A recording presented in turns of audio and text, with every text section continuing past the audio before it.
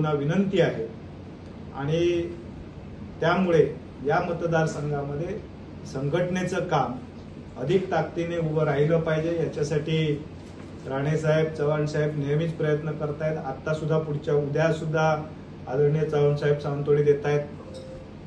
पुढच्या आठवड्याभरामध्ये या सगळ्या बैठकी होतील। या पुढच्या काळामध्ये अधिक भारतीय जनता पार्टीचं संघटन मजबूत करण्याच्या दृष्टिकोनातून आमचा काही आराखडा आहे, त्या पद्धतीने आम्ही सगळेजण काम करू।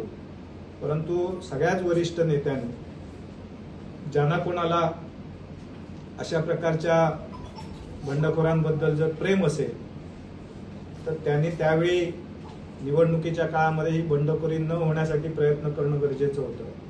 परंतु आता ज्यांचे रंग या मतदारसंघात दिसले आहेत, अशा प्रकारची प्रवृत्ती पुन्हा आम्हाला आमच्या पक्षाबरोबर नको आहे।